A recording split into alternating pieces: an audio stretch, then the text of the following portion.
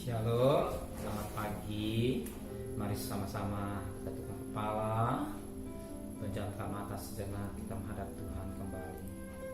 Bapa yang bersama dalam kerajaan surga, Tuhan Yesus Kristus, terima kasih Bapa di surga, Kau sudah pelihara keluarga kami semua dalam keadaan tubuh yang sehat, dan kami bangun dan pagi yang cerah kayak menghadap Tuhan dan sebuah keluarga dan sebuah pribadi pakai hamba-Mu dan menyampaikan renungan firman Tuhan. Urapi kami, urapi hamba-Mu, dan Roh Kudus kuasai hati dan pikiran kami.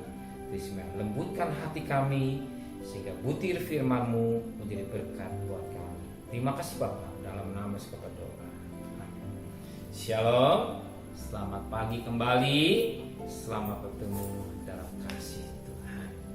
Hari ini kita akan membaca, diambil dari Mazmur pasal 33 ayat pertama sampai ayat 22. Pujian-pujian kepada Allah Israel. Bersorak-soraklah hai orang-orang benar dalam Tuhan, sebab memuji-puji itu layak bagi orang-orang jujur.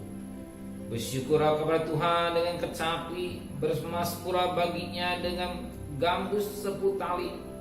Nyanyikanlah baginya nyanyian baru, petiklah kecapi baik-baik dengan sorak-sorai. Sebab firman Tuhan itu benar, segala sesuatu dikerjakannya dengan kesetiaan. Ia senang dengan keadilan dan hukum, bumi penuh dengan kasih setia Tuhan. Oleh firman Tuhan langit telah dijadikan, dan oleh napas dari mulutnya segala sesuatu tentaranya. Ia mengukur air laut seperti dalam pendungan, ia menaruh samudra raya ke dalam wadah.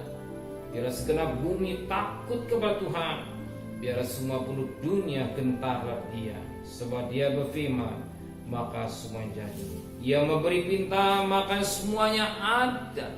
Tuhan menggagalkan rancangan bangsa-bangsa. Ia meniadakan rancangan suku-suku bangsa. Tapi rencana Tuhan tetap selama-lama, rancangan hatinya turun-temurun. Berbahagia bangsa yang Allahnya adalah Tuhan, maka bangsa yang dipilihnya menjadi miliknya sendiri. Tuhan memandang dari surga, Ia melihat semua anak manusia. Dari tempat kediamannya Ia menilik semua penduduk bumi.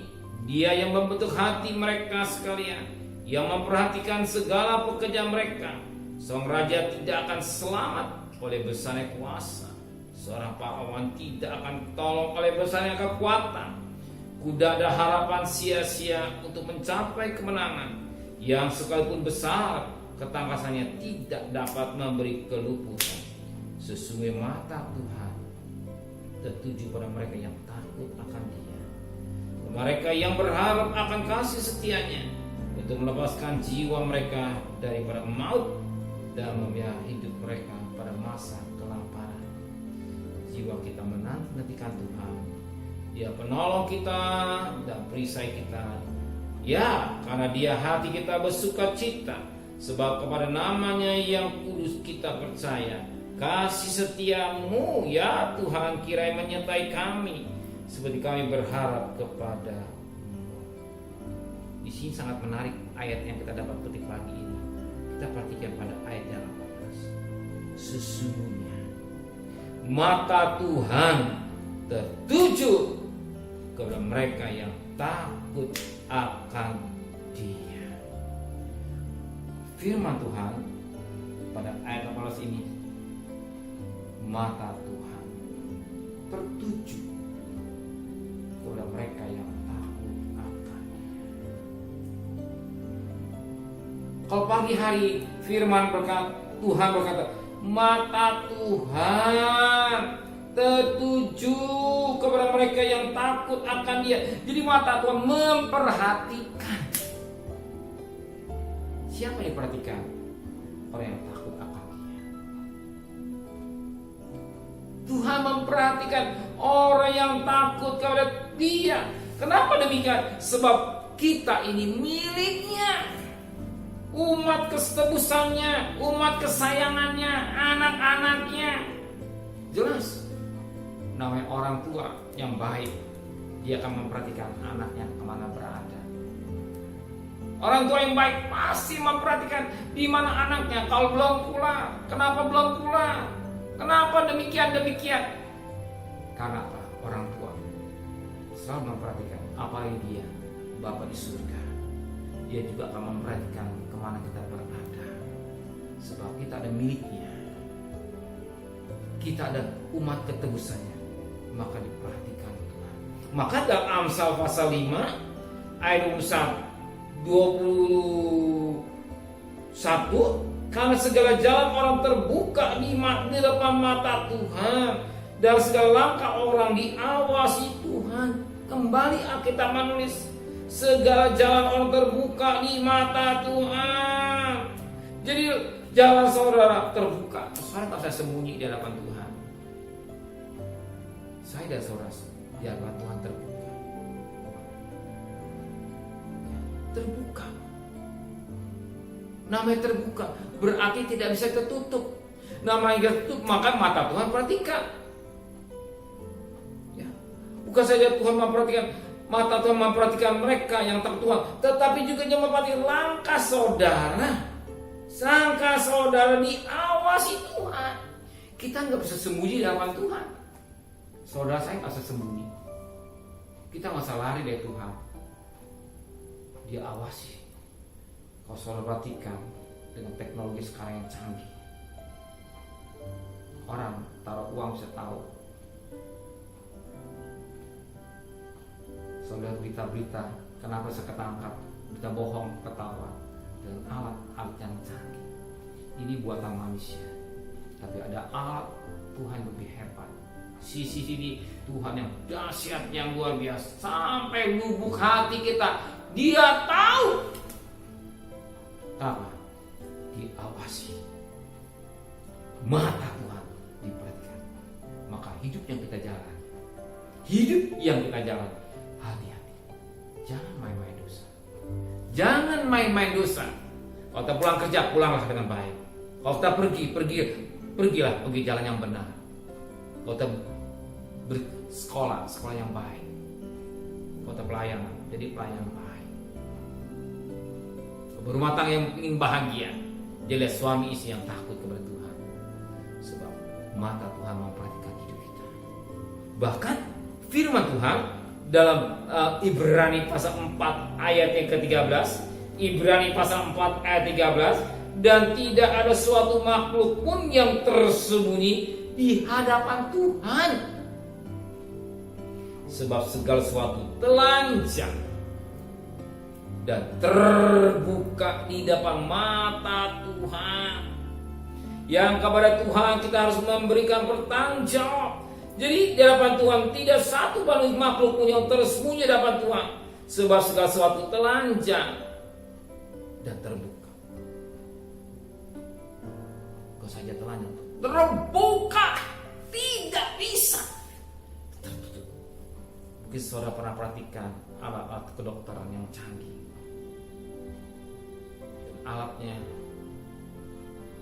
canggih itu tempel ke dada kita, dia bisa lihat langsung isi perut kita, di mana sumber penyakit dan lain-lain. Dengan alat yang canggih yang kita lihat, yang kita lihat ilmu kedokteran hebat, terbuka. Bukan saja terbuka, telanjang. Semua terbuka dengan alat yang canggih yang buatan manusia bisa terbuka. Apalagi alatnya Tuhan lebih canggih daripada canggih. Di sini kita hidup. Jangan main-main dosa. Kita hidup di akhir zaman. Akhir zaman. Sebab satu ketika kita mati, kita harus bertanggung jawab di hadapan Tuhan. Sebab dikatakan, yang kepadanya kita harus memberikan pertanggungjawab. Jadi apa yang kita perbuat, kita akan bertanggung jawab di hadapan Tuhan. Gak bisa sembunyi. Nah, sebagaimana dalam 25 ayat yang ke-9 dan 10, Sebab itu juga kami berusaha, baik kami diam di dalam tubuh ini maupun kami diam di luarnya, supaya kami berkenan kepada Tuhan. Sebab kita semua harus menghadap tahta pengadilan Kristus, supaya setiap orang yang memperoleh apa yang diterimanya sesuai dengan yang dilakukan dalam hidupnya, baik atau jahat. Jadi semua orang, jelas perhatikan ayat 10, kita semua harus menghadap tahta pengadilan Kristus, supaya setiap orang, pribadi akan menghadap Tuhan. Maka Paulus ini, ya sebagai hamba Allah, dia berusaha supaya hidup berkenan pada Tuhan. Ya, pada ayat 9, supaya hidup berkenan. Dan saudara saya juga berusaha, ada satu kerinduan atau inisiatif supaya hidup berkenan kepada Tuhan, tapi hidup dalam pimpinan Roh Kudus, bukan kehendak daging. Tuhan memberkati kita semua. Tundukkan kepala kembali. Sungguh patut kami berterima kasih kepada Tuhan. Firman pagi hari mengingatkan kami, mata Tuhan tertuju pada orang yang takut kepada Tuhan. Matamu memperhatikan tingkah laku perbuatan kami. Dan saat ini kami akan bekerja, saat ini kami akan berdagang atau di rumah, Kau memperhatikan tingkah laku kami. Biar menjadi suami istri yang takut kepada Tuhan. Biar kami menjadi anak yang takut kepada Tuhan. Biar menjadi kami pelayan takut kepada Tuhan. Sebab di hadapan Tuhan semua telanjang, terbuka, tidak bisa sembunyi. Dan satu ketika kami harus menghadap tahta menghadap Kristus. Biar aku firman Allah yang kami dengar pagi ini, kami belajar hidup yang berkenan kepada Tuhan, hidup yang menyenangkan Tuhan dalam hidup pimpinan Roh Kudus, bukan keinginan daging hawa nafsu kami, tapi keinginan Roh Kudus yang menuju hidup yang kekal Tuhan. Terima kasih Bapa. Kalau kami bekerja, berkati buat tangan kami.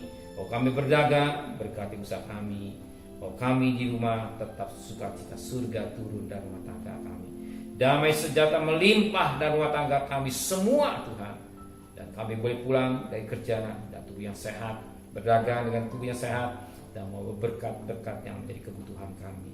Dan kembalikan kami pada besok pagi tubuh yang sehat dengan tidak kurang satu apapun juga.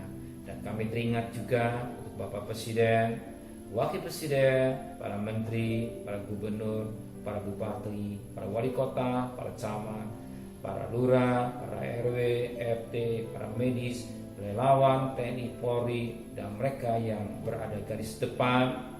Beri kemenangan, kekuatan, hikmat yang dari Tuhan untuk mengerjakan satu pekerjaan yang berat bagi mereka semua.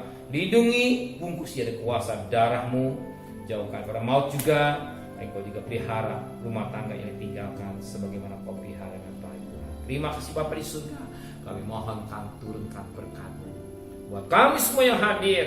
Kira-kira berkat dari Allah Bapa, cinta kasih sayang dari Tuhan Yesus Kristus, dan berkat Roh Kudus menyertai saudara hari ini sampai Maranatha. Tuhan Yesus datang. Yang cinta Dia katakan amin. Tuhan memberkati.